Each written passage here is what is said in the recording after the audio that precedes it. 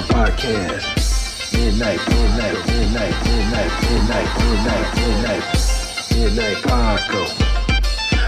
Paco Podcast.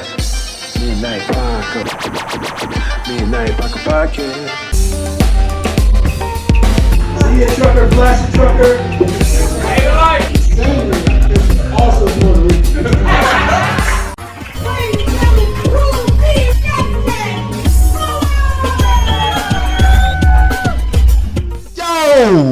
What's going on, everybody? Yeah. Welcome to the Midnight Paco Podcast.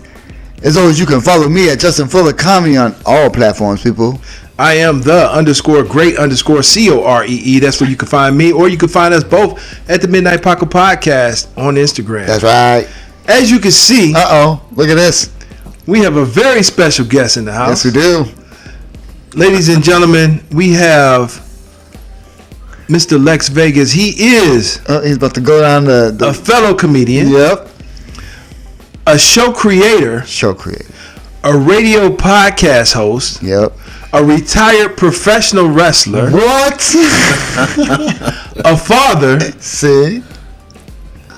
And a producer. And can I say rapper? Do you still put out songs? Every now and then I might drop a few bars, you know what I'm saying? Don't make me get on this motherfucking mic. Let's do it, man. Let's do it. And rapper, ladies and gentlemen, Mr. Lexx Vegas. Yeah. Give it up to him. That's right. I know I'm gonna clap for myself. 100%. Lexx Vegas. 100%. You know what? Hold on. Where can they find you? Yeah, I'm sorry. Where can they find you? Let's see, man. You can find me on all social media platforms. On Facebook, it's Lexx Vegas, LEXXVEGAS. On Instagram, it's Lex Taught Me. On X or Twitter, whatever you want to call it, is LexV520. You can probably find me at your baby mama house eating your kids' snacks. I want to definitely thank y'all for keeping your child support paid so she can get the good snacks. I ain't gotta eat the Save a Lot brand, you know what I'm saying? So, but you can find me there too. But as of tonight, you're gonna find me on the Midnight Paco Podcast, That's right. You can find me every Thursday night, Redline Radio, 7 p.m. Man, the Lexx Vegas show. That's right. Yeah. I'll put a link in the description so Absolutely, they can find that shit. it, Yes, sir. You already know. And if you haven't already, please don't forget to hit the like and the subscribe. Ooh, yes, it's gonna be right here. Matter of fact, right this second, man. Let's go. Appreciate everybody out there listening as well. Y'all don't see them, but if you don't, get on YouTube so you can check out what we look like. That's right, because we be listening all over the world. Y'all don't know if you know, but people listen all over the world. Yeah. On Spotify, Pandora, iHeartRadio. It's a big deal, man. You know what I'm saying? So they listen all over. Apple Podcast. They listen more than watch, to be honest. Did you say Pandora? Because that's one of our biggest. Yeah. Episode of the Midnight Paco Podcast brought to you in part by the Acumen Paralegal Services. Help you help yourself the legal way. The services that they offer is they help with documents that need to be typed, guardianships, probate, divorce, wills and trust, complaints, business organization, financial planning, and legal research and writing. Go ahead and give them a call at 216-727-0049 or 216-456-2000. Michelle White will get you right. Nobody has no idea the fact that me and Justin has like a large overbite. And oh yes, they do. All the fucking clips, trust me, they seen it. And I discovered a way to eat pizza without burning the roof of your mouth. Just give yourself an underbite. No, because he burnt the shit out of his mouth. It don't matter. Like, as soon as it came out the oven, he burnt his shit up. Because this dude don't wait, he don't blow on it, he don't do shit. Right into his mouth. No Diddy. 100%. Fucking burns the roof of his fucking mouth off right away. The pizza is worth it. But you know what? It ain't about me and burning my mouth. No, it's not. But you bring it up all the time. Yeah, because pizza is the bomb. It is. But we got Lexx Vegas in the house. Yeah. And I learned something new about Lexx Vegas. Is I didn't know that he was, a professional wrestler. And what? Yeah. I mean, like, come on, man. Like, when you ask a young boy what he wants to be, it's either Superman, the president, Spider-Man, or a professional wrestler. You know what I'm saying? It's either one of those things. And he actually was doing it. I saw the footage. You saw the footage. I put the link. You guys send the link. I'll send you the link. So I can put the link. Last highlight video. Yeah, because I mean, to me, like, wrestlers are like the only like real close to real life superheroes you can get. You know, you watching these dudes flying off the top rope, slamming people. Yeah, I mean, like it don't hurt. Act like it does. The only other thing that to me I would want to do that I never accomplished in life is slam dunk. See it, right? And pick somebody up with one arm like this and hold them up in the air by their neck. You know, well, you can still do that. You get mad enough, you do that. Yeah, I'm sure you can. I'm trying to tell you, I've done it. I'm sure you can. I've done it. You get angry enough, and you will do it. That is on the bucket list of mine. And Lexx Vegas is and be on the Wheaties box. But people like people like Bruce Jenner, he was on the Wheaties box. Yep. But he's just saying, F all that. I want to be a girl. I mean, he did both. What? But he's only with chicks. Who? He's only still with chicks. She only has the boobs. She ain't get this chopped off, and she's only with chicks. So come on, man. What are we? Anyway, we got Lexx Vegas in the house. What are we doing, y'all? We got Lexx Vegas in the house. So hold on. Professional wrestler. So how old are you now? I'm 44. 44. Okay, so how long were you doing professional wrestling? 14 years. God, 14 years. Now, he's 44. I'm 48. So you started in 30 when you were 30? I started late. Hey, man. So 30's a good time. Who were your wrestler influences? Like who was you watching and you said, I want to do that? Macho Man Randy Savage. Oh yeah, that was my first favorite wrestlers. Oh man, and if you think about it, like he was very charismatic. He was, you know, so it was a lot like Lexx Vegas. You know, he was very, you know, he can whoop your ass, but then he can also. Can I say it? Yeah, you can say whatever you want. I was gonna say it anyway, but I just want to make sure that y'all proved it. You know, but no, like he was very charismatic. He had that it factor. Yeah, you know, and that was just it. I wanted to be that guy. Like I wanted to be the guy that, you know, could come at you from any angle. Like no matter what it is that I set out to do, I was able to do it. And you know, so I saw Macho Man, and I just loved his charisma and everything. And I was like, I want to be that guy. You know, Macho Man was the man. That was my era. That was my era. After that, you know, Junkyard Dog and all them, that is a wrap. I ain't watching. And honestly, when I was a kid, I hated wrestling. My father used to make me watch it when I was a very little kid, like, you know, like 5, 6 years old, and I was like, this is so stupid. But the more he made me watch it, the more I started to like it. And then I became like such a big fan. Like I was in school writing book reports on wrestling and everything like that. It was one of those. Okay. And then once I found out that, you know, there was independent wrestling, like, you know, locally, like in the city, yeah, I got involved, and it just kind of skyrocketed. It was one of those things. There aren't many. I say this, and some people will understand it, some people don't.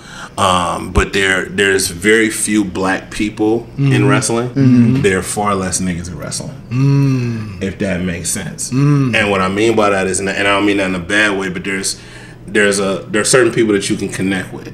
You know, just because we are the same ethnicity doesn't mean that we're going to connect. Right. But then when you see somebody that came from your neighborhood or a neighborhood like yours, or and had that same upbringing, you see that they do it now, it's more of a connection. Oh yeah. Like your Booker T's and your R-Truths. Exactly. Yeah. You know, those guys, you know, they may not be like the best wrestlers ever, but you connect with them. You see something There's a path in them, in you. Yeah. You know, it's the same thing like what you do with comedy. You know, there are certain comics that when you hear them, their material or their backstory, it matches yours, or it reminds you of yours, and you gravitate to them. They may not be the best, but they're the best in your eyes. You're relatable. Right. You can personally make. So I always wanted to make sure that I was, you know, personable and relatable to, you know, especially, you know, I came up, you know, I grew up in the hood. You know, I was a single black mom, you know, that kind of thing. So, you know, I wanted to be able to relate to people who came up like that, right? You know, okay. So that was it. And it just kind of skyrocketed and took off. We got, you know, I had a couple looks. I got as far as I did a few matches for Ring of Honor. Okay. Which is, you know, like there may be like 3. They used to be maybe 3 steps maybe 2 steps down from WWE. Okay. You know? So, you know, we did a few matches for them. Got on TV a couple times. I got an email from WWE just for them to tell me I was too old. But, you know, I was happy that I got the email. You know what I'm saying? You know, I got something. When I saw something that came from WWE in my email, I was excited as hell. Right. You know, but, you know. That's dope. Hey, man, I tried out for Seawolves when I was like, and it wasn't Seawolves, it was a farm league for, Seawolves, which is a farm league for the Detroit Tigers. When I was like 18, though, you know, that was one time. And then I think I wanted to try out for like something else, but it was like you said, too old. Yeah, I mean, you come in late in life. That's why I played semi-pro. Fuck it. There's motherfuckers that are old as shit playing semi-pro. I still have a chance. Correct me, Jay, if I'm wrong, but your dad told me, like, when you tried out for the Seawolves, you had these kids coming out there with equipment, personal trainers and bags and stuff, and then you came out there with some cut-off shorts and a baseball glove, talking about, like, and some sneakers. I ain't had cleats. Like, I'm here to try out for the team. Goddamn right. Yeah. So, hey, it don't matter, you know, if you like, go for it. Like, you know, like, this brother right here, I've seen him personally do the radio show. I watched him do that. I saw him host. Right. I saw him do comedy. I saw for the first time him do wrestling. Yeah, that was a surprise. That was a surprise. I didn't know about that. I was like, hey, I do this too. Yeah, so it's like, there's nothing this brother, you know, can't do. And he just goes out and does it. Like, what was the motivation behind like just going out and trying and doing things? Like, I mean, what's the thought process behind it? Honestly, I was a very shy kid. Okay. Growing up, like when I was very young, I was very shy, and then I just kind of got to the point where it's like, what makes him better than me? And I just kind of got to that point, and so it's like, okay, well, I don't know how well I'm gonna do at something unless I try it. Right. I was very good at baseball in high school, and when I tried out for my very first baseball team, it was a summer team. I had never played baseball a day in my life, but all of my friends from my class were trying out for the team. So I said, okay, I'll go too. Right. And the first day I sucked ass. I was terrible. But because I had never done it before, but I went and I practiced, and I everything that I do, I take as a learning lesson. So I'm like, okay, well, this is what they had me do. They had me trying to hit the ball, and I couldn't hit it, so teach me how to hit it. They had me trying to catch the ball with this glove. I don't know what I'm doing, so teach me. And so, you know, and then you go, and then I went back, and, you know, I practiced, and I practiced, and I practiced, and I ended up making the team. And I made the team over a couple of guys who were in my class that were on the team the year before. Wow. And so it was like, okay, well, you know, what makes them better than me? Like, I made the team, and I didn't know nothing about it. Right. You know, but that also taught me that you just gotta try. Yeah. You know, you don't know how well you do something until you know how much stuff I try on my show, my radio show. I'll try something, and if it work, fine, we're gonna roll with it. If it don't work, I'm acting like I never did it. Right. You just move on. But you try. You never know what people will gravitate to. 100%. You know, I tried the whole Mr. AKA thing. That was just something I did one day. Like I started my show and I said, yeah, this is Lexx Vegas, AKA this, AKA that, AKA that, and somebody liked it and they said, hey, you should do that again. So the next day I did it and I added 2 more. Okay. Oh, that's dope. Okay. Well, then I started getting messages. Hey, your new AKA should be this. You should be that. So now it became a thing and it became a part of me. Run it down right quick. Let us know what it is. I can go down. It's Lexx Vegas, AKA Smarter Than Fly, AKA the Dirt Diggler, AKA Peter Popoff, AKA your baby mama's boyfriend, AKA Jake from State Farm, AKA Titty Scent, AKA El Coco Loco, AKA the HNIC, AKA I can keep going if you need me to, y'all. I don't know how much longer of a show y'all got. It's however long you want to be. And it was one of those things where it just happened. Like I've actually done a show one time and I told people I was going to do 100 of them. And I literally sat there and read off 100 AKAs. You know, and it's one of those things. But I've always considered myself a man of many faces, so that's where the AKA came from. That's a good memory. Like, I'm here. I can do this. I can do that. I can put on whatever face you need. Did you do that on your stage performance? Of course I do. Okay. Of course I do. All right. Good. You know, so and you try stuff. If it work, right, you roll. Right. Yeah. If it don't, 100%. You try something else. Right. Yeah. So okay, you got the wrestling, and then so I know you through comedy, and I always thought you kind of did comedy. I know you promoted, you know what I mean. But even the night you said that was like the third time you were on stage. So obviously, during promotion, is that why you kind of got into comedy as well, or? Yes and yes. Okay. It was more so like just being around you guys. Okay. The comics. My whole thing was I started my show to provide a platform for people who didn't have a platform. Okay. Right. And so I just got it in my head one day that it was just an idea. I said, I want to spotlight independent comics. I want to, I didn't know that there was this many comics in the era. Right. I didn't know that there was that many, And so I started, and the more that I started being around the comics, eventually, when you gonna get on stage? When you gonna do your thing? And I'm like, no, I'm cool. I'm good where I'm at. But then I had a birthday party. I had a birthday last year. My birthday is May the 20th, and it happened to fall on a day that I do my usual event. Okay. So I had the event, and then we did my birthday party. And I said, okay, since it's my event, my birthday, I'm gonna get up and do a set. Okay. And I did, and it was okay. To me, it was okay. Everybody said they liked it. Yeah.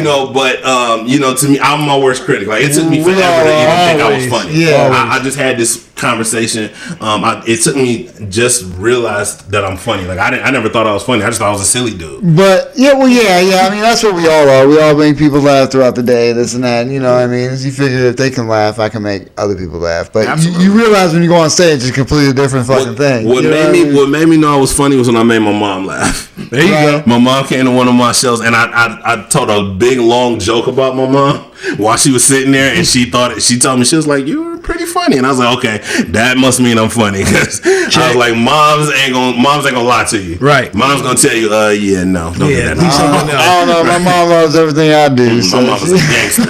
Okay, I tell you all the time, my mom was a 4'10" gangster.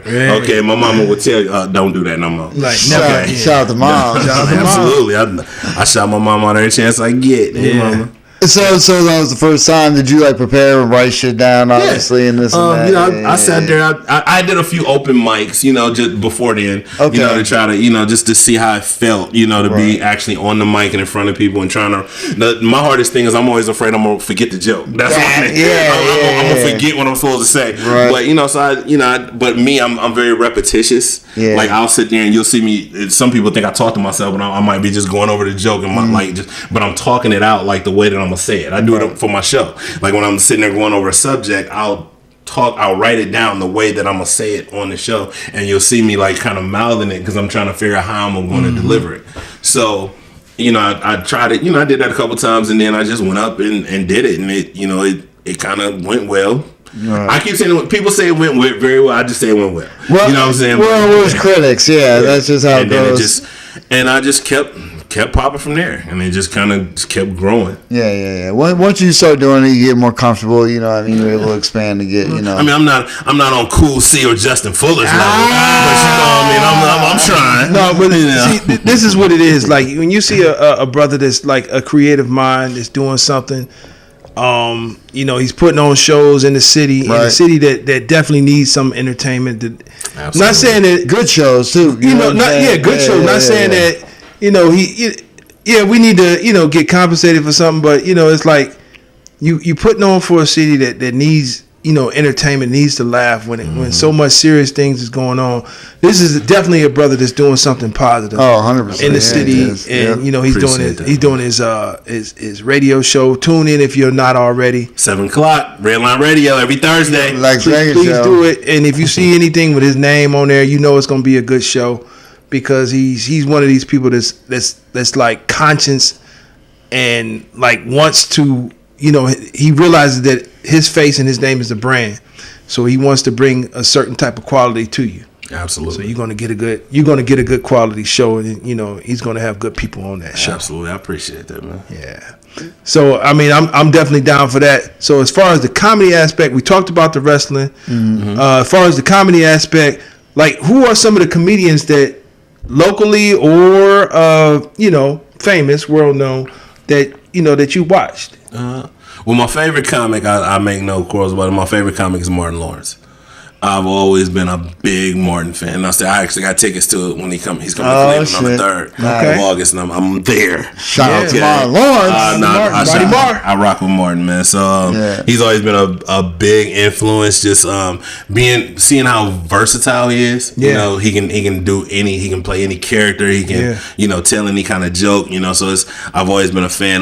Locally, I'm a fan of a lot of independent. I don't really like to say local because local to me sounds stationary. It sounds stationary. I only say that. I'm not saying what you say. I'm just saying I don't. If you ever hear me, like I'll repeat the question, but then I'll say independent. Okay. I like to say independent more than local because I do feel like people here have.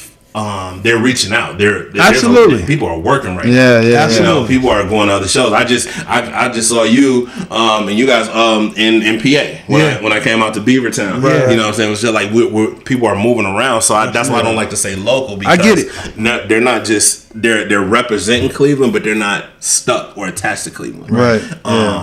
But there's good hub. There's a lot of great talent in the city, and when I say in the city, I'm talking about like you got the new ones, you got the Key Sillies, the Timbuktus, the Tyrones, the Tyrone killing it. Shout out to everybody. Like they are the LOL Brielles, and you got the OGs, I call them. You got the D-Hawks. Shout out D-Hawk. The Rich Greens. Shout out to Rich Green. You got the Rob Allens, the Rob Wards. All these guys like the Sean Showtimes. You know what I'm saying? And these are people that I not only do I do business with, but I also keep close contact with them. I've called Rich Green many times, say, hey, I need some advice on something real quick. I need to holler at you about something, and he will stop what he's doing and give me a couple of minutes. I talk to Sean Showtime all the time. That's my guy. You know what I'm saying? We talk, and these are guys that not only are they talented, but they know the game. Right. You know what I'm saying? And they're willing to share that game. And that's the part that I love. I'll second that. That's the part that I'm a fan of. Is that these are people that are trying to make way for the newer comics. They're not afraid of the newer comics. You get people that come in and they're new, and you're afraid that they're gonna take your spot. You have your spot, right? But now I'm gonna help you get your spot, right? And that's the part that I love because that's what I'm on, right? I want to help you get to where you want to go. I want to introduce you to some people that might not be familiar with Cool C. They might not be familiar with Justin Fuller, but we gonna get you familiar with them, right? That's the part that I like is where people can expand, we can work together, and that's you got a lot of talented people. Like I follow these guys, and then you go a little farther out. We got the Akrons, the Cantons, you got the Chevy Terrells, the Tank with a C. Shout out to Tank. You know what I'm saying? You got all these the Derek Lamonts, the Queen Pennies. These are people who are rocking and killing the stage, and they all mess with each other. Right. Everybody rock with each other. Everybody you name, I mess with. We mess with everybody you just named. Exactly. Because the I never realized, even bigger than I got it with professional wrestling. I didn't really get it with music because it's a little more competitive, but with professional wrestling, even with the comedy thing, like it's a big family. People really, they say my comedy family and they mean it. Right. I go to Tsunamis. She throws a cookout every 3 months and she invites me to all of them and she cook her ass off, so I'm there. Those kind of things. Like these people, we rock with them and we rock with them hard. And then you got the new guys. You got the King Hughes coming out now. You got the Smileys. You got the Kevin Fords. The Marquand Bankses. And these are guys that are putting in the work to get to where they need to go. You talking about the female Smiley? Female Smiley. Shout out to Smiley. She's on my next event. I just had her on the show last week. Word. Okay. I actually put her on her first comedy event. I remember that. Shout out to Smiley. Shout out to Smiley, man. But that's what I'm on. I walked into a open mic and she was there trying comedy for the first time ever, and I liked her. I thought she was dope, and I said, look, I'm gonna put you on the album. And I happened to be doing an all female lineup like 2 months later, and I said, I'm gonna put you on this lineup, what I'm saying, and I'm gonna let you rock, But that's what I like. That's the part of the game that I like, is to be able to give you that opportunity that you may not have gotten, or you may not have gotten then. Right. No, definitely. So I rock with the CJ Star. CJ Star. Man, shout out to CJ. She tells me all the time. Like, I gave her first shot when she came back to Cleveland. Like and I don't feel like you owe me anything, but I do like knowing that I set that ball in motion for you. Right. You know what? I think CJ Star is like a beautiful spirit. Absolutely. That's my sister. Yeah, like me and CJ talk like brother and sister. Like that is literally my sister. We when she think I'm being too hard on somebody, or she think I'm being mean or something, she will call me and check me, and I call her. I was like, CJ, why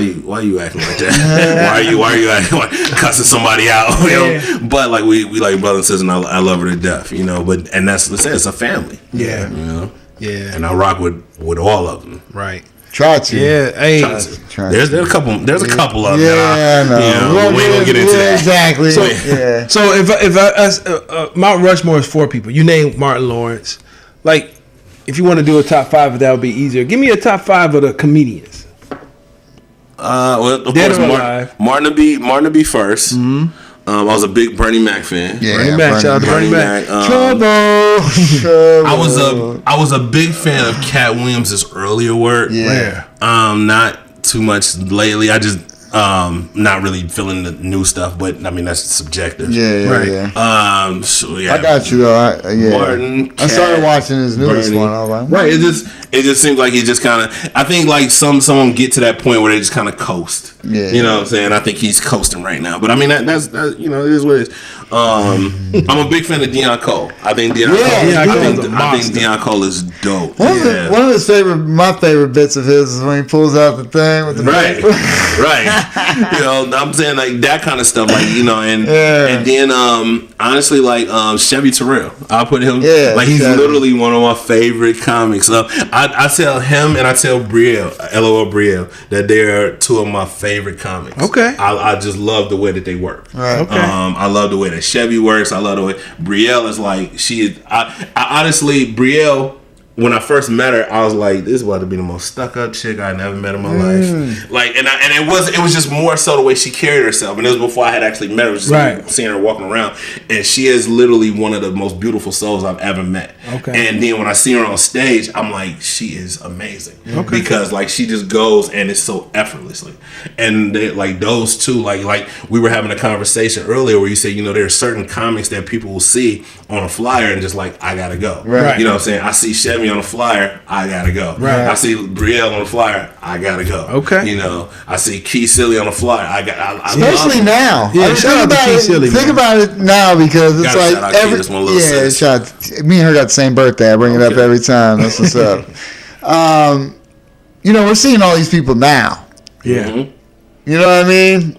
Out there doing the damn thing. Working. Eventually, they're going to be out there. You know what I mean? For the hopes. You know what I mean? A lot of these It's people. gonna happen. Somebody gonna break through that ceiling. I mean, a lot of them are out there doing it now. You know what I mean? They're traveling. They're out there doing it, but it's like the world don't know yet, and you know, we're trying to get people there a little bit at a time. You know what I mean? That's the whole process. That's the whole purpose. Shout out to all our people listening all over the world. You know what I'm saying? That's what we're trying to do. We put the platform, like when we first started doing comedy, it's like, you know, this was just an automatic because we knew each other before doing comedy. You know, we used to work together. You know, another job prior to that, so. Then you know, we started doing this, and it's like, well, I mean, we'd be on the phone for like an hour. It's like, dude, this is a fucking podcast. This is a podcast. This is a podcast all day, so we might as well fucking do it. You know what I mean? Do it. And so, but you know, to go back to you and everything, it's just everything you've been doing in your life. It's, I told you earlier, it's good to see somebody doing some shit. Yeah, you know what I mean? You're constantly moving. It doesn't look like you're stopping, and that's what this is all about. I just feel like you gotta try stuff, man. Yeah. You never know. Like it could be something like there's. I never thought I would be doing comedy like that. That never. Me neither. It never crossed my mind. You know what I'm saying? Right. But you know, you have that opportunity. You know, and. It's interesting you say that. When going into 2023, I panicked because I had a very good 22, and I'm like, okay, what am I gonna do to top what I did in 22? Right. I had no idea, and then I ended up having an even better 23. So 24 comes around. Good for you. I'm just like, I'm just gonna roll with it. Whatever happens, happens. You know, 23 came around. I've always wanted to act. I ended up, I met Ray Adams And he was, he does a bunch of movies and everything. He had a bunch of movies. Shout out to Ray Mel Adams. He had Amazon Prime, Tubi, and all that. And me and Ray became real tight. I met him at a comedy event, and we got to talking.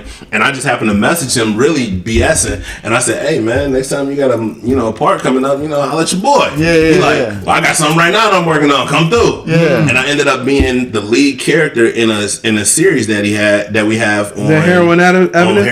Okay. I ended up being the lead character, and that was something that I never thought would happen, but I kept my eyes open. Okay. Like when people say, "Okay, this year I want to be the best promoter I can be."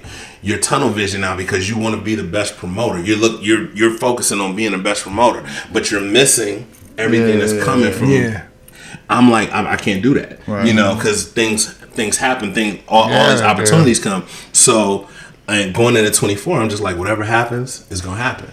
And now, things are happening. Things are, and you keep your eyes open and you welcome opportunities, but you got to try. Yeah, you definitely got to try. I had never acted before. If you watch the first episode of Heroin Ave and then turn around and watch the 5th episode, it's a totally different show. Right. Because the first, we were all new to it. Right. It was the first time I had ever acted before. I didn't know what I was doing. I was just doing what it said on the paper. Right.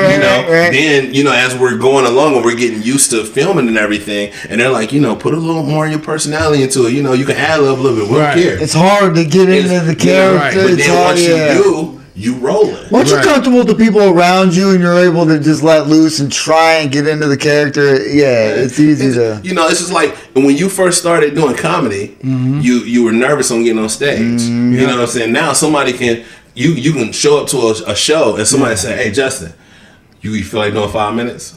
Fine. Right. I got you because I'm used to. I know what I'm doing now. Right. You know what I'm saying? I know what I'm doing, so I can roll with it. Right. And that's the thing.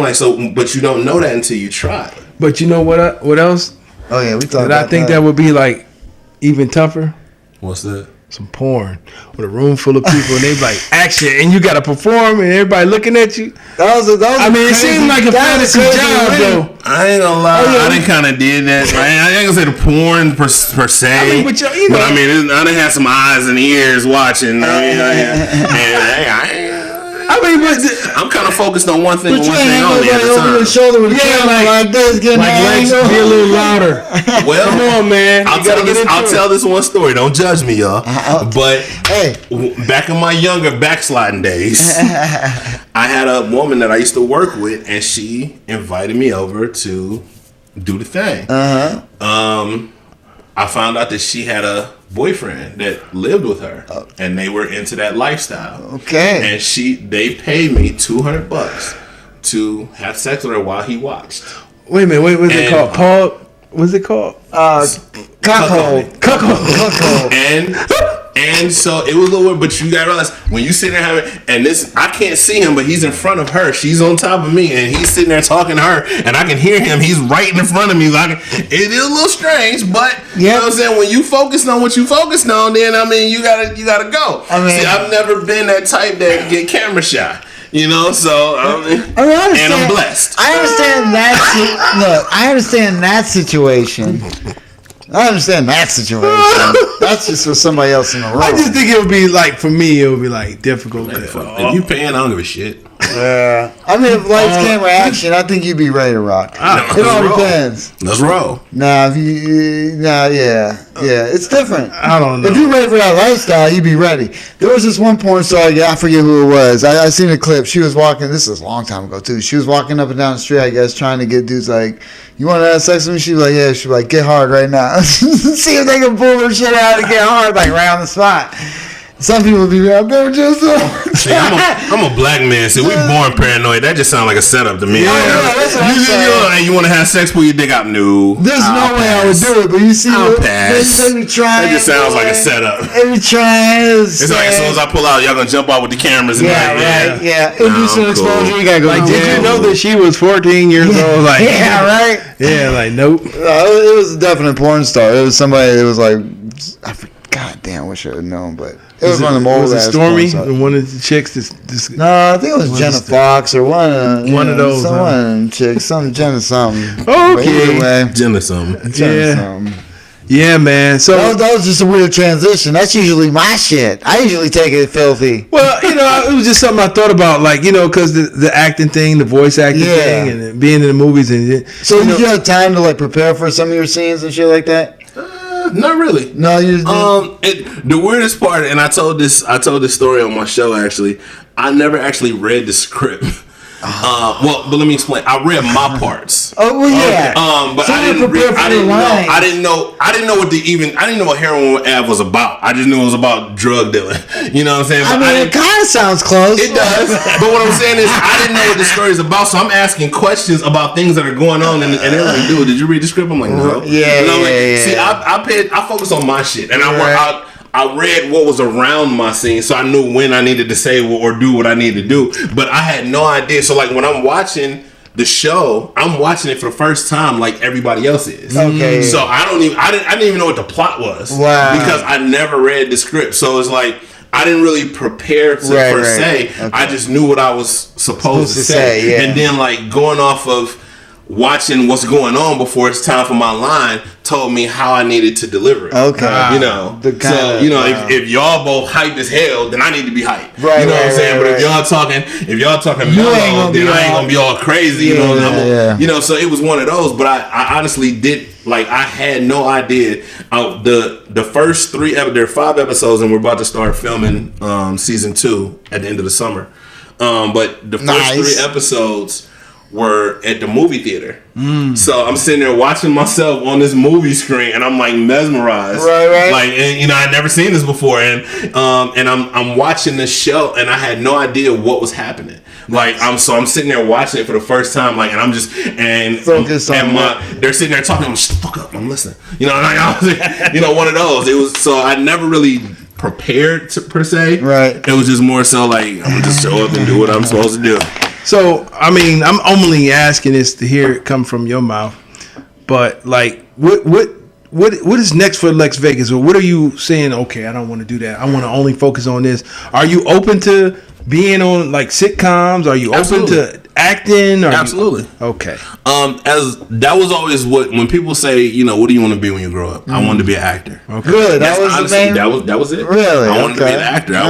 And that was honestly how I got into music. Was because in my mind, I'm like, okay, there are like no casting companies in Cleveland, or there are no, not a lot of movies get filmed here, like some, but not a lot. Yeah. So I'm like, okay, the rappers, they get all the best acting jobs. Right. So if I can make a name for myself there, it'll be easier of a transition, to be able to. Comedians kind of the same way, man. Right. You know what I'm saying? They get the, once you get your name out there, people want to see you anyway. So then you can kind of have a little bit of an easier transition into that other world. Yeah. But, so that's pretty much, but I've always wanted to be an actor. So if anything, I definitely want my own show, but I really want to do like some comedies, and I actually want to do like a love movie. Yeah, you just want like a love jump, like a chick flick, rom-coms. Yeah, he just wants to write some filthy parts in. We're gonna film it. We can do that on Heroin now. Like, I'm the only one in the show that has a girlfriend. Bro, so there it is. Shout out to Sierra. Shout out to Adrian Scott. Hey. She plays my girlfriend Sierra on Heroin Ave. So have you ever started like writing your own stuff down, or? Sometimes. Okay. Sometimes. I did a few. I call them short movies, mini movies. We did A Pimp Named Dickback. We did part 1 and part 2. How long? Pause. It was both of them were about 10 minutes long. Okay. Both of them were the part 1 and part 2. Because you know what, that just got me thinking. Because me and him were always talking about stuff and I know there's a lot of people here that we could have so many characters. Absolutely. And I wanted to do more than just a skit. And there's nothing wrong with doing skits. You know what I'm saying? But it was something everybody was doing, so I wanted to do something a little more. So I wanted to do a mini movie. Yeah. And it was just something like crazy silly that I just had one day, and I just started writing, and it came to life. And then I had to let my dude Dub. Shout out to my dude Dub at the Dub show over at Redline Radio. But I shot and Dub, he does a lot of filming content. He's a YouTuber and everything. I said, I want you to film this for me. He came through. I sent him the little mini script that I wrote. He loved it. and we ended up shooting it, and it went over so well that we did the second part. Now the second part in my mind was not as good as the first part because we had to improvise a lot. Some people didn't. Where can we find those? They're on YouTube right now. Okay. I'll get you the links for them so you can check them out. Part 1 and Part 2 are both on.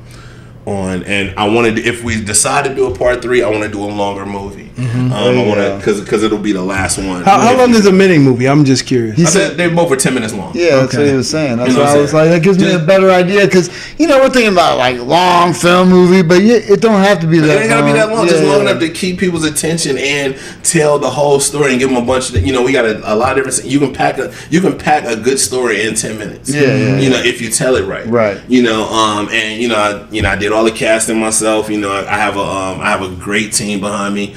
I have my photographer / stylist. Shout out to Peggy. Peggy. Photos by Peggy. She definitely made sure that I'm dressed right and everything. And I have a good team on me as far as editing and everything like that. So we went and we did it, and it went so well that we did the second one. And now the third one, I said I'll actually do like an actual. It probably won't be a full like motion picture type, hour and a half, but I want to do at least like 30 minutes, right? Something and then just really capitalize on it, right? Yeah, just like a big finale and all that stuff. Yeah, absolutely. Yeah. And it was just something like we said. It was just something I tried. If you ever watch the Boondocks, there's a character named a pimp named Slickback. Yeah. So that's where, and me, I'm always like I talk about sex a lot on my show and stuff like that. So it was a pimp named Dickbag. I'm gonna feel something. You know what I'm saying? It was like that. And so like it was something that the name caught because you knew a pimp named Slickback. So when you heard it, you're like, okay, what is this about? It got to be something about this.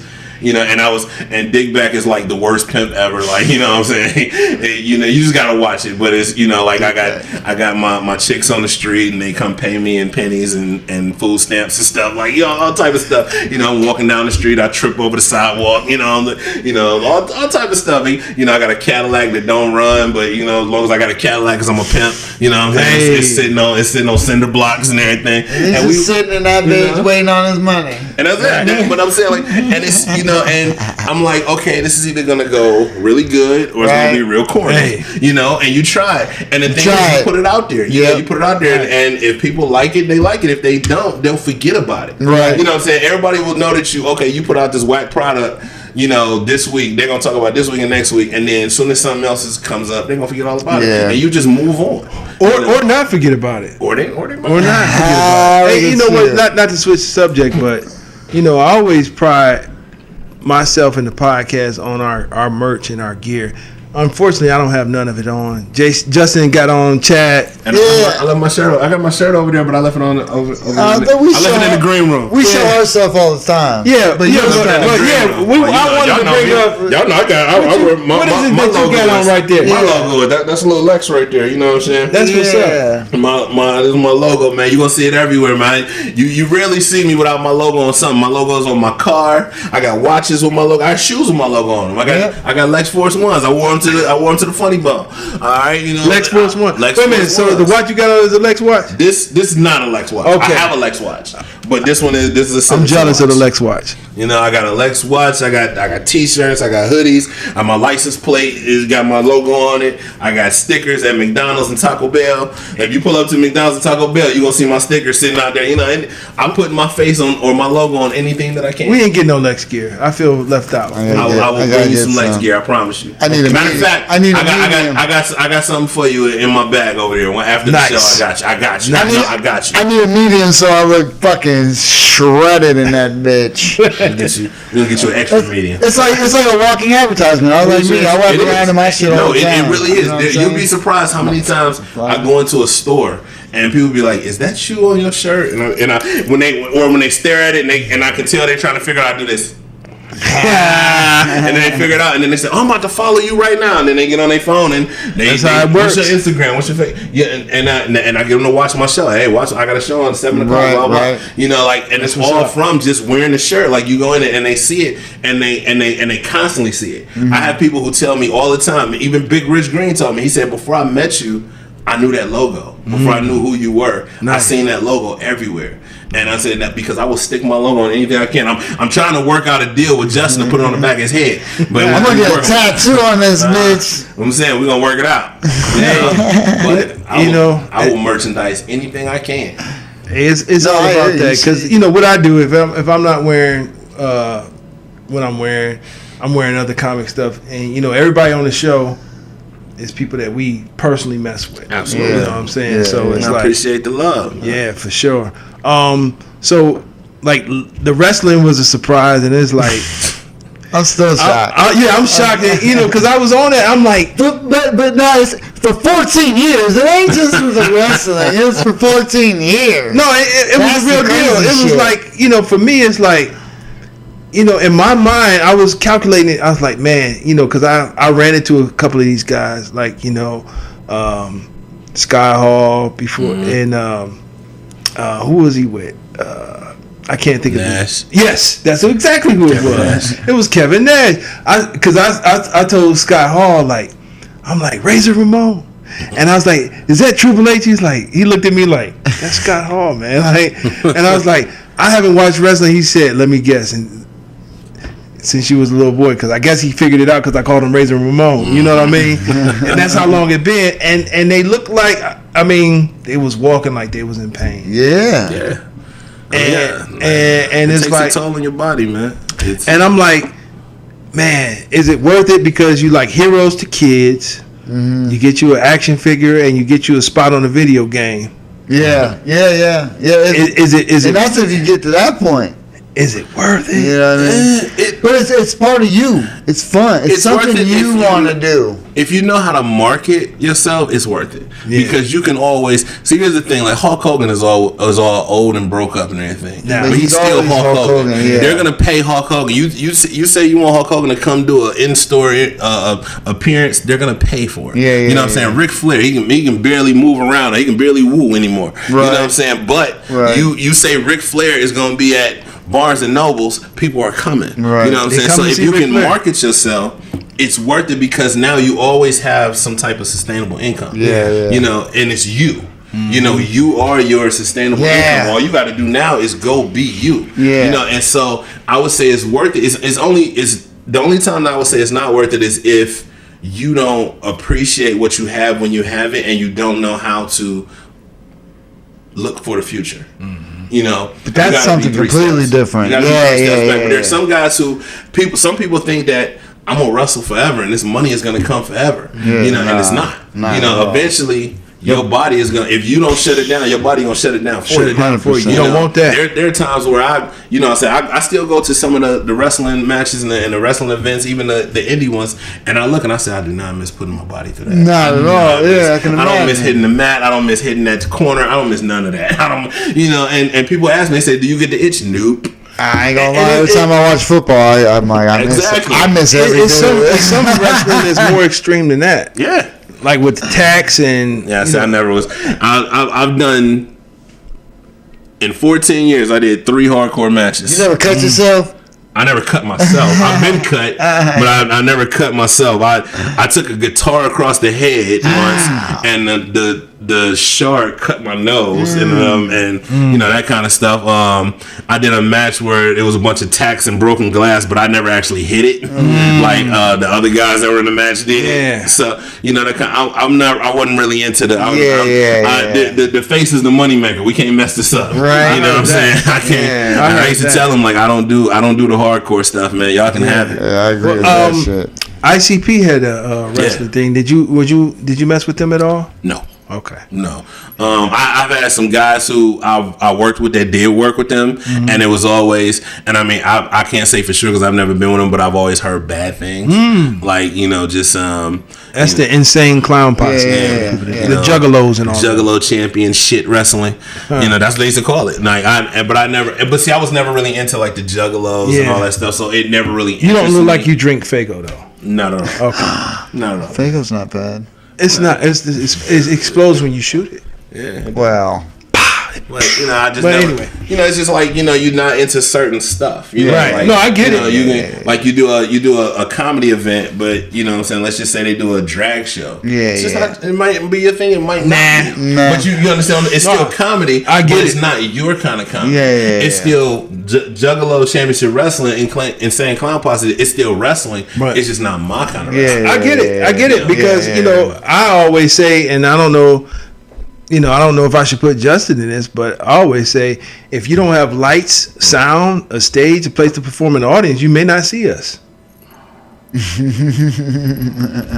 Why not? That's what I'm saying. Like, because you know, it's, I mean, it's, most it's, of the places, it's your brand that you're trying to protect. You know what I'm saying? Like, I mean, I like to do shows wherever. You know what I mean? If somebody wants me on the show, I like to, you know. Sometimes you gotta be picky, man. All coochie ain't good coochie, man. It ain't. Sometimes you gotta be picky. There's no, but that's why I'm not out all the time either. You know what I mean? That's the thing. So there are guys that won't turn down a show, and they're known as, you know, show whores, right? You know, like microphone and you microphone fiends and shit, like, you know, and that's fine if that's your thing. But you gotta understand that it doesn't make you that much of a novelty anymore.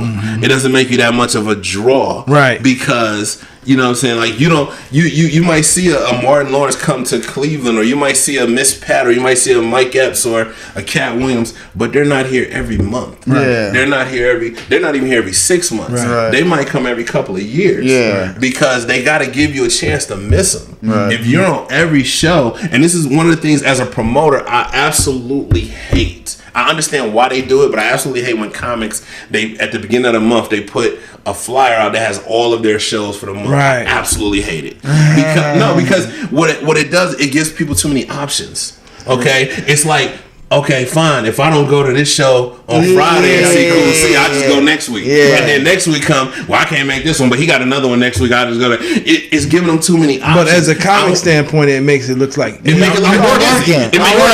I understand why you're doing it, but from a promoter standpoint, it sucks. Yeah. Because I want you. See, I got 8 Unless you're in events different lined up. cities. And that's different. But I got 8 events lined up. You might only hear me talk about 2. Right. Okay, I got 8 of them lined up, but I'm only talking about the next 2 because I want you to think that these next 2, if you don't come to these shows, you might miss some shit. Right. Yeah. You know what I'm saying? I'm not gonna tell you that I got this, and this lined up because I'm not giving you that many options. That's people are fickle like that. Right. You know, people are fickle and they're lazy. People are lazy. Right. People don't know what they're gonna do. I tell people all the time, I don't trip on comics who can't sell tickets. I don't trip on that because it's hard to sell tickets.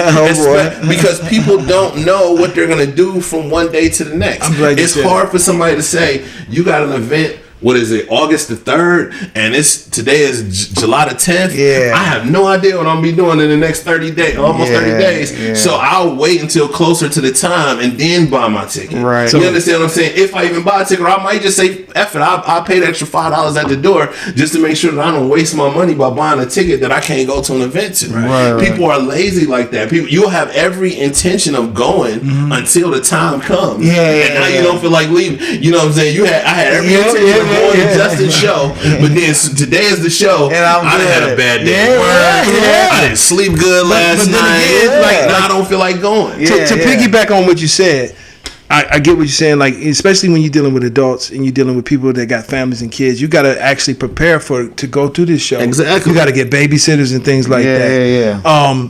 And to also, like, I want to get your opinion on this because a lot of people that I respect, they disagree with me on this.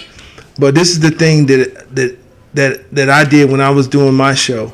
It was like if you was performing back then, when I was doing my thing, I would have called you and said, Lex, come and do the Lexx Vegas. And that's all I'm asking you to do. I'm not asking you to bring nobody because the audience is going to be there for you. You know what I'm saying?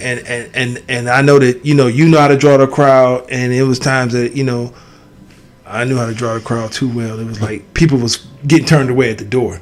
You know what I'm saying? So it's like, I understand that the promoting is a different animal. Yeah. Completely. Yeah. And I think that's where a lot of the comedy shows, they do a lot of this, what I call lazy promotion. Yeah. No, you're right. It's lazy promotion when you just posting online, like on Facebook and Instagram and what's the other thing? Twitter. You actually gotta go out there and reach out to people. You gotta reach out to people. People like to feel invited. They like to feel like I send out personal. I will literally get in your inbox and I just say, hey. You come to the show? Right. What you doing next Friday? I got an event coming up. I like it if you come. And it makes people feel wanted, like you want them there. Like I'm not just sending you a message that I just sent to 99 other people. Yeah. You know what I'm saying? I will literally, and you don't even have to. It don't have to be that personal. You don't have to spend that much time. You can copy and paste it for all I care. You know what I'm saying? But you sent it to me. You know what I'm saying? Right. You send it to me. You can copy and paste it, and it could be a general message. Hey, I got an event. You know what I'm saying? If you ain't doing nothing, pull up. Yeah. That made you feel like something. You're invited. But at the same time, I had to. I tell the comics. I say, there's no such thing as too much promotion. Mm-hmm. You know what I'm saying? And I tell the comics. I said, unless I'm on the lineup myself, they're not coming to see me. They're coming to see you. Right. Now I'm gonna do my best to get the best crowd that I can there for you. Mm-hmm. But you also need to make it known that you want people to come see you. You know what I'm saying? It pisses me off when I look at I could look at your post and you post and say, hey, I'm doing a comedy show at such and such an event on this day, and somebody in your feed say, I didn't know you was a comic. Why the fuck not? Why not? You know what I mean? Why don't they know you're a comic? You know what I'm saying? Why are you so afraid to tell people what you do? You know, you have to take a sip on that one because because it happens. You got people who, like he said, they'll post a flyer and then just let it sit there. So sometimes people don't even know what it is, but there are people you will literally see people who do comedy and they'll post something. They'll say, hey, I'm doing a show, I'm doing an event, whatever, or they'll mention comedy, and there'll be somebody in the comments, and they'll say, hey, I didn't know you did comedy. I didn't know you was a wrestler. That shit aggravates the hell out of me. Wow. Why don't they know? Everybody should know what you do. Yeah, you know what I'm saying? They know that in the bank. I don't even consider myself a comedian like that. In the bank that I use, when I walk in there, they don't even know my name. They call me the comedian because I'm always in there talking shit. I'm always in there promoting my events. Hey, I got an event coming up, y'all. If y'all ain't doing nothing this weekend, y'all need to come through. Nice. They know what I do. But they even know my name. You understand what I'm saying? Yeah. So why, if you're so passionate about this, why are you so afraid of it? And that's another thing that I say, good. And I tell everybody, including myself, I'm talking to me and I'm telling it as well. I'm saying, everybody that I encounter is, I'm treating them as if I want them to come pay to see me perform or be a subscriber to my podcast. Absolutely. You know what I'm saying? So, what's the point of doing a podcast if you're not telling people about your podcast? And getting people to watch and listen. Yeah, getting people, what's the purpose of that? Why are you doing the podcast if you're not telling people about your podcast? Because it's like me, man. Sometimes I just, like you said, I'm talking about Kevin. You know what I mean? Kevin Ford. Shout out to Kevin Ford. Shout out to Kevin Ford. You don't want to talk about yourself. You know what I'm saying? But you got to, man. You know what I'm saying? Nobody's going to promote you like you. Nobody. Yeah. I had a conversation.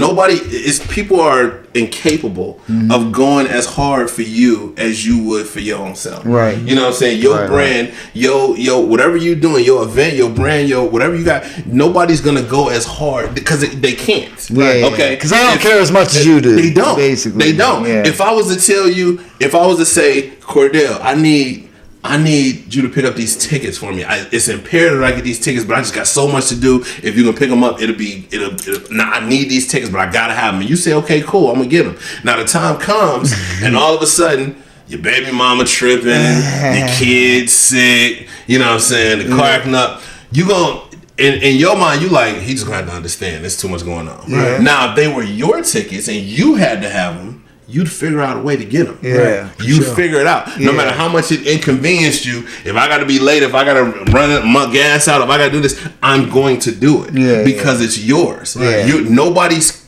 capable of going as hard for you as you would for yourself, and that's facts. That's big facts. Damn. Yeah. Those are bars. Yeah, for sure. And it's like I come from the era of when East Coast New York hip hop ran the hip hop scene. And the reason why they stayed on top is because people supported one another. Yeah. They was in each other's videos. Absolutely. And even it's almost unfair to say it's not shocking to see any rapper or any rock band with a Wu-Tang shirt on right now. Yeah. Not at all. Absolutely. You know what I'm saying? Dude, because Wu forever. Yeah.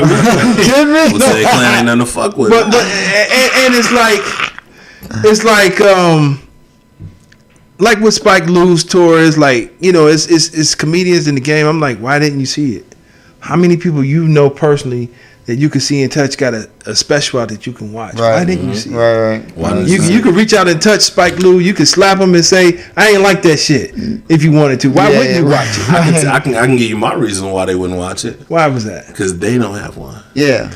The one thing is hard. It's hard for people to see when you got somebody who, let's just say, we all did events. We all threw events. Mm-hmm. Now, Justin, he got 4 events coming up. I got 8. You got 1. My 8 and his 4 make your 1 look like you're not really doing much. Right. So you're not going as hard promoting our stuff. Right. As we are promoting yours. Yeah. Because it makes you look like the weaker link. So a lot of people, see, the thing is, a lot of these cats, they see there are certain comics that are everywhere. Mm-hmm. You know what I'm saying? When you look up, you see them. They on the spot. They on the flyer. They on this flyer, and they got 8 flyers that they putting out. You know what I'm saying? All the different stuff. And you got 1. You know, and it's making you look like they better than you. Right. You know, and that's because it's public perception. Yeah. It's the same thing with music. I had a conversation where somebody said that they didn't like Jay-Z, and Jay-Z is my favorite rapper, but they didn't like Jay-Z because they said he changed the game and made it look like if you didn't have money, you wasn't shit. And I said, but you got to think about that. I said, you're trying to sell records. This is what you're trying to do.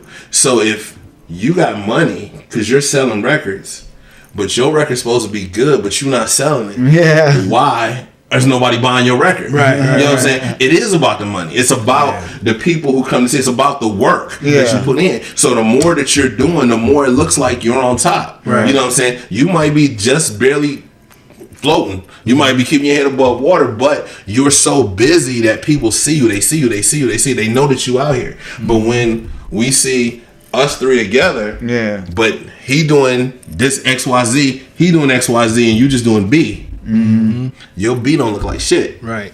And that gets to a lot of people. Oh yeah. It makes them want to kind of pull back, and then they make excuses. Oh well, I wasn't doing nothing because it took some time, blah, blah, blah. Whatever. You understand what I'm saying? It is what it is, but you gotta give the same effort whether it's 1 or it's 1,000. Right. You know, if you got 1 event, promote the shit out that 1 event. Yeah. You know what I'm saying? It's easier to do 1 event than it is to do 8. Yeah. You know what I'm saying? Yeah. You can promote that. You can use all your energy promoting this 1 event, but I got to spread this shit out through the next 7. Yeah. You understand? So it's a lot harder than you think. You got 1 event, plug the shit out of it. Right. You know, I'm gonna help you. Like that's what my platform is for. I tell people all the time, whatever you got going on, send it to me. I'll work it into the show somehow. Yeah. You know. But not everybody does. Not everybody you know does. What I'm saying? That's an unfortunate thing, man. Because you know, I like I say, like for example, the people that I have on the show or asked to be a part of the show, right. I really can see them doing major and big things. You know what I'm saying? Yeah. It's like all the conversations that we have now is going to be like gold in like 10 years from now. Oh yeah. In 10 years from now, it's going to be gold because those names are going to ring bells and mean something. This is going to air Tuesday. Okay. Do you have anything that you want to promote that you want people to see or go follow or anything coming up? So we promote on Tuesday. That means first off, shout out to my producer Timbuktu. He does his show Timbuktu Tuesdays on Redline Radio. Every Tuesday on 6 p.m. Let's see. We got the next Unapologetically Funny, which is my monthly comedy showcase that I do at the Old World Tavern in Euclid, Ohio. Shout out to Mike. That's going to be on July the 27th. Okay. 8 p.m. That's always a free show. That's one You got thing a flyer for that? I don't have the flyer yet, and that's only because I had a host and then they backed out at the last minute because they had to. See, but it's fun. Without the promotion issue that you got to deal with. It's an issue that people don't realize you got to deal with. But I have the lineup. I'm just waiting to secure another host for that particular event. So that's why I haven't done the flyer yet. Okay. By that time, we'll be working on. I was just gonna go bam, but we ain't got it. Sorry. We're working on the next Up and Smoke event because we'll be had it by the time this airs because it's actually this Friday. Okay. So how often do you have those? I do those once a month. I do those every 2 months actually. So look out for that. Up and Smoke. Up and Smoke. Yeah, it's at Lounges, Cleveland downtown. It's the premier 420 friendly comedy event. All right, the smoke there, right? The smoke there. I give the first 20 through the door. I give them a free pre-roll. Nice. We raffle off an ounce of weed. You know what I'm saying? Somebody can win an ounce of weed for $5. What the fuck? Comedy?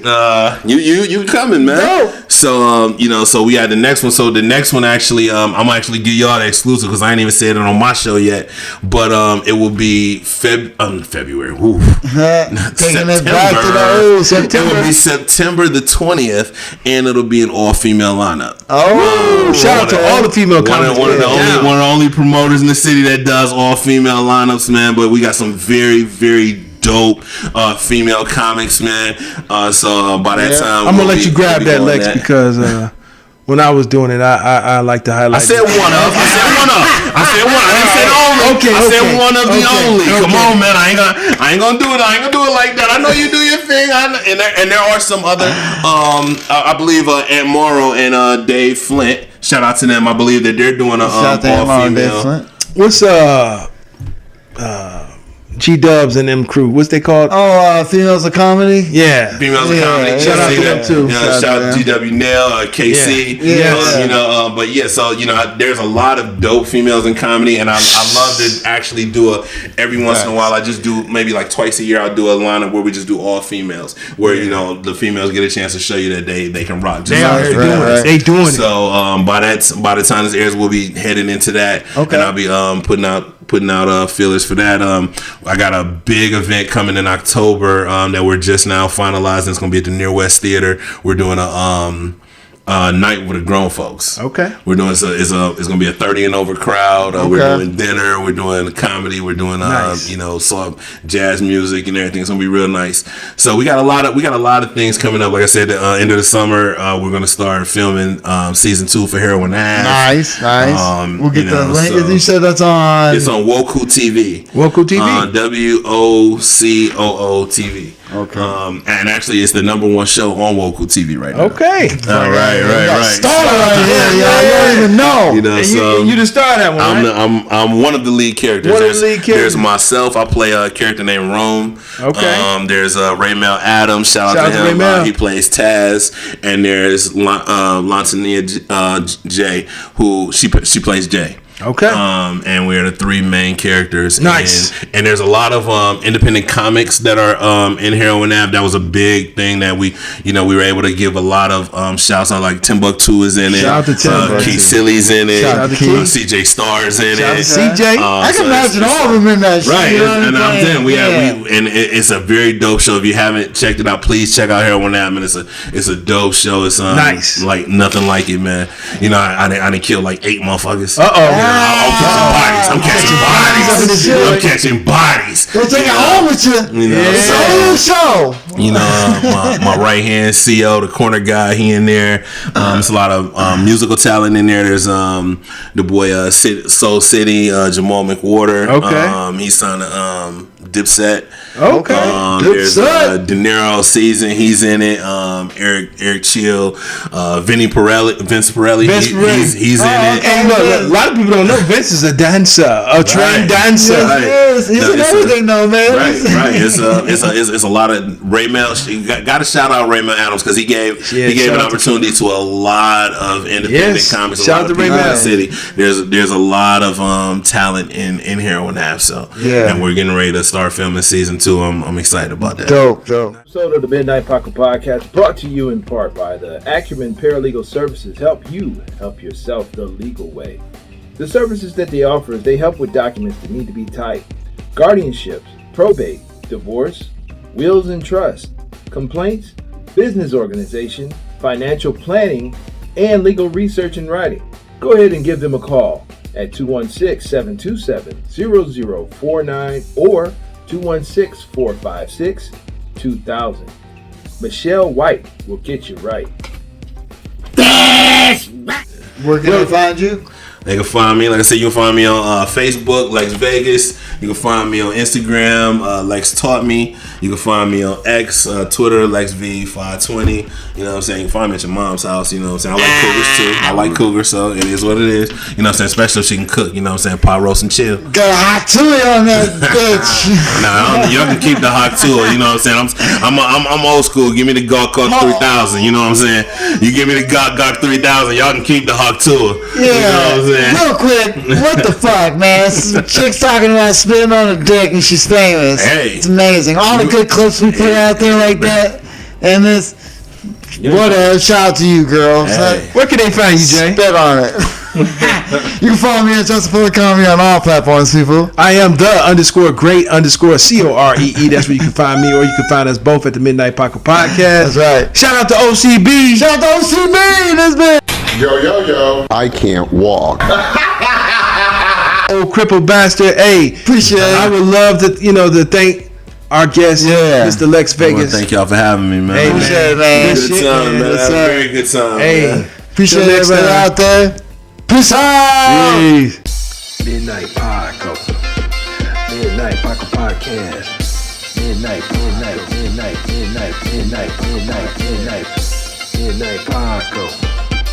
Midnight Paco Podcast. Midnight Paco. Midnight Paco Podcast.